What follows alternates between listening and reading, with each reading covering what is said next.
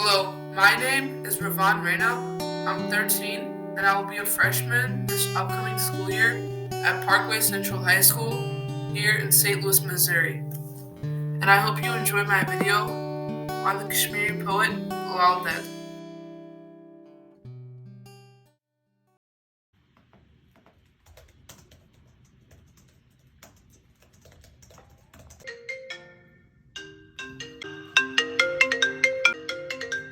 Who's Laleshwari? Let me just tell her she got the wrong number. Hello? I think you got the wrong number. Hello? Who is this? Hello? Where am I? Namaskar, Rivaan. You are in Kashmir of the 14th century. Huh? Did I time travel? Wait, who are you? My name is Laleshwari, but everybody calls me Lal-Ded. Oh, I think I've heard that name somewhere. Can you tell me a bit about yourself? Yes, of course. Long ago, in the valleys of Kashmir, lived a woman who would have a huge impact in the history of modern Kashmiri literature. She went by the name Lal-Ded. She was a Kashmiri mystic and poet. She was the creator of the style of mystic poetry called Vox. She was born in Pandritan, about 7 kilometers southeast of Srinagar, Kashmir. She was born into a Kashmiri Pandit family and was exposed to Shaiva teachings which inspired her. Born as a woman in Kashmir, she received liberal education and she was married at the very young age of 12, where she was renamed Padmawati. This was a Kashmiri Pandit tradition back in the day. Although being married at a very young age, she was unhappy with her marriage. She was tormented by her mother in law, and her husband remained passive and did nothing about it. This led her to leave home at the age of 24 and become a disciple of the Shaivat guru Siddha Srikant. As part of her religious education, she traveled alone on foot and survived on alms. Her verses are the earliest compositions in the Kashmiri language and are a very important part in the history of modern Kashmiri literature. A total of 285 poems or vox are related to Lal-Ded. Her vox, which are structured in 4 lines, enshrine profound teachings for the upliftment of humanity. Her vox reject caste, discrimination, gender inequalities, and social orthodoxy. She carried forth the torch of Shaivism in Kashmir after surpassing her guru in spiritual attainments. Wow, that's fascinating. Can you tell me a bit about your vox and what they mean? Yes, of course. Lal-Ded's vox had many meanings to them.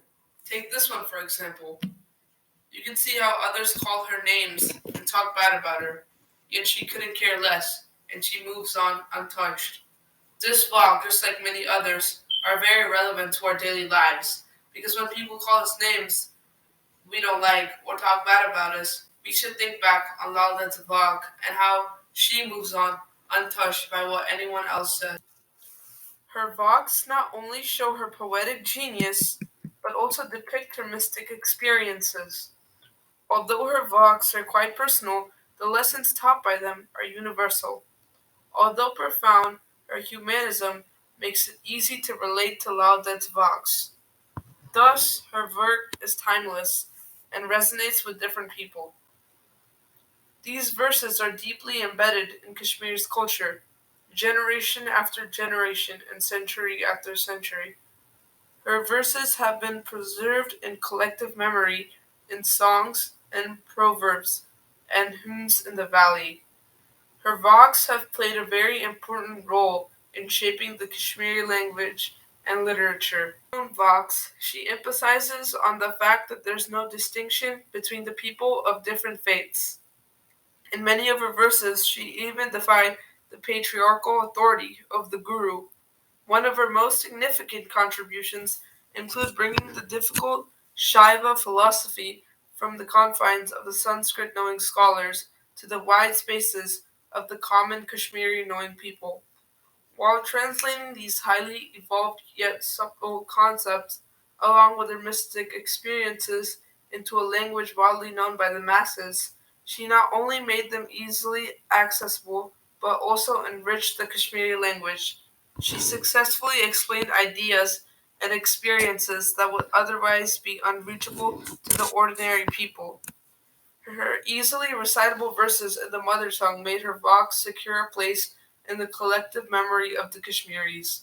While the beginning of Kashmiri literature is often debated, one thing is for sure. The credit for the revival of the Kashmiri dialect is owed to Lal-Ded. Since her verses were not written during her own time, it cannot be said for sure how many of her vox were actually preserved. Over the many centuries, some may have been changed, and some may have been additions to. Lal-Ded's openness and her understanding of the genuine problems of the common people is what made her so immensely popular among millions. Even today, almost every Kashmiri, irrespective of whether he or she is Hindu or Muslim, illiterate or literate, is able to recite some of Lal-Ded's vox. Her name in the valley is said with utmost pride, admiration, and respect. Her poetry has also been widely translated, including English translations. After having lived most of her life as a mystic and inspiring others, Lal-Ded died during the late 14th century. All in all, Lal-Ded was a wise woman and a genius poetess with an unshattering faith and confidence made her leave a mark on the world. By knowing more about her, there is no doubt that her contribution to the Kashmiri language, culture, tradition, as well as heritage is truly commendable. In fact, it is also often said, Lala is the Kashmiri what Shakespeare is the English. Wow, your life seems like it was very interesting, and the impact you had on the people of Kashmir seems huge. How you connected people with your style of mystic poetry called Vox is just amazing. I wish I could tell you more about Kashmir's history and educate you on where you come from, but Rivaan, I have to get going. Oh, well, bye, I guess. Goodbye, Rivaan.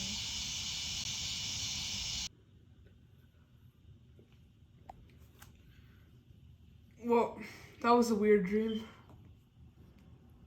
Why is my phone on the ground?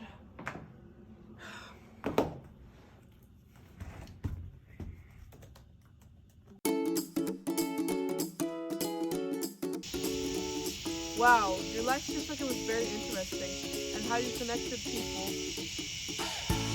Action. I wish I could speak to you about Who's Laleshwari? Let me just tell her she got the wrong number. Hello? Hello? आपने वापस क्यों बात करा? I wish I could speak to you. Thank you for watching my video on the Kashmiri poet Lal-Ded.